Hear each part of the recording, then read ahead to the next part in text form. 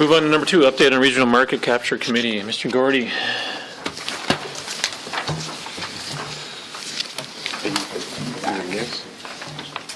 Do you need this?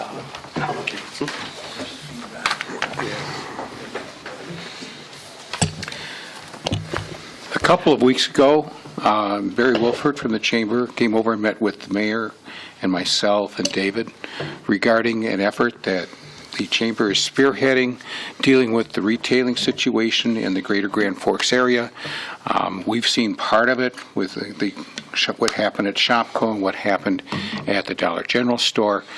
But to address that, what we're looking at is what information do we need and how can we use it to be able to help our stores, in particular on this side of the river.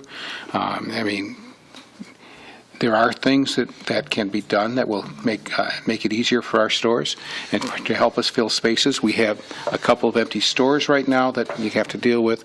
We have a couple of parcels that are potential retail parcels that this will help us find non-local users if we should do in addition to any possible local users that would do it.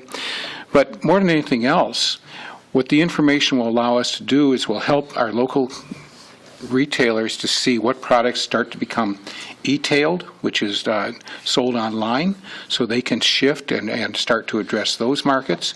And will also, the geofencing part, which addresses where people are coming from and where they're spending their dollars, spending their time, that will help us be able to address if there are shortcomings, if there are certain markets that are not being addressed right now, so that we can work with our retailers so they can do some advertising to, to find ways to address and attract dollars from those retailers as well.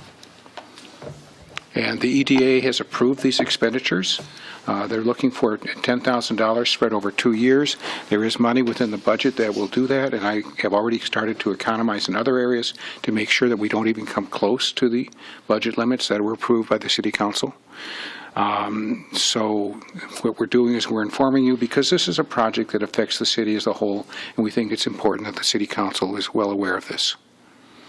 Mayor and Mr. Wilford, want to add anything? I have one thought. Maybe you have some. Another great outcome of that meeting that we shared is there are changes in the use of a retail space. And if we don't know what those changes are, I mean, if an actual, what was once a retail store really should retool and become something a little bit different, if you don't know that, if you don't know these greater trends, you'll keep putting retail in and it will last a few years and then it'll be gone again. But if you look forward and understand these trends, what you put in there is likely to meet that just developing need that hasn't even fully emerged yet. And the whole issue is bricks and clicks is the shorthand way of looking to it. What stores work best with bricks? What stores work best online with clicks? How do they work together? You were seeing stores like places like Amazon buy, I think it was Whole Foods that they bought to have a physical presence. Wayfair is now doing physical presence. Other stores are finding ways to increase their online presence. So it's going to be a whole interesting coming years as retail changes and adapts to what's going on in the future. And this information will help our retailers be able to accommodate that better, I believe. You can bet Hugo's is already tuned into this whole process. They're such a good retailer. Well, look at how Walmart is doing the groceries and then bringing them out so you can pick them up. I'm sure we're going to see that at other grocery stores as well. Do you have any questions? Mr. Gordy, the mayor, or Barry? Haven't gone on to anything, sir. Mr. Demers. Thank you. Who's going to have access to the data then, once it's? All the partners will have access.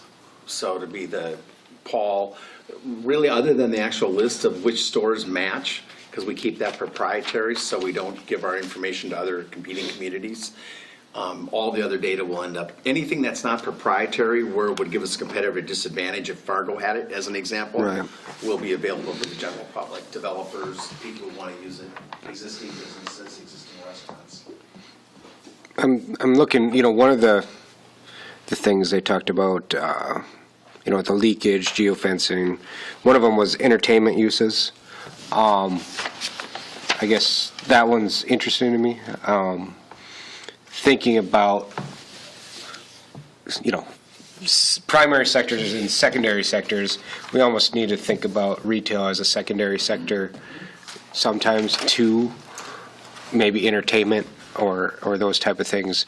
And that's why I was wondering, like, who's going to have access to this as we think about what draws people to the city.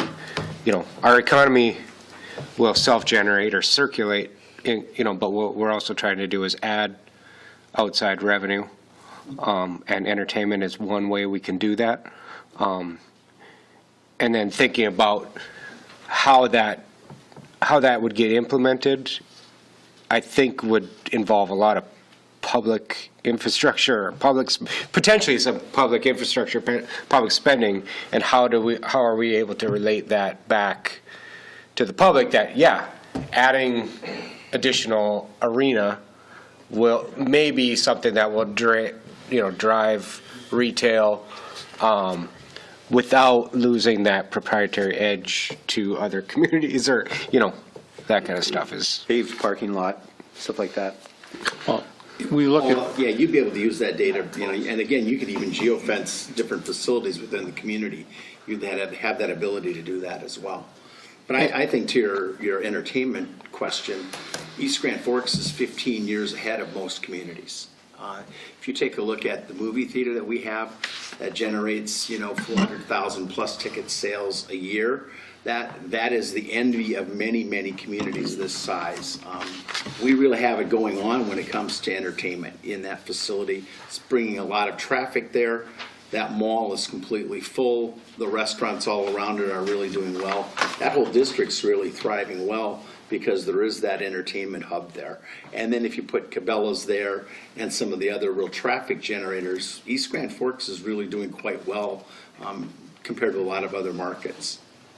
we have entertainment. We want to maintain that, but we also want to improve on it. But I guess same thing, like, is Reed going to, I lump recreation with the entertainment. I mean, is Reed going to be able to go out and see, this is what people are searching on the internet for, this is, who's coming to our community, those type of things.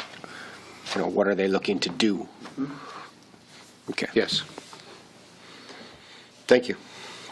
Anybody else have anything at this time? I see none. Thank you, Mr. Gertie. Thank you. Appreciate it.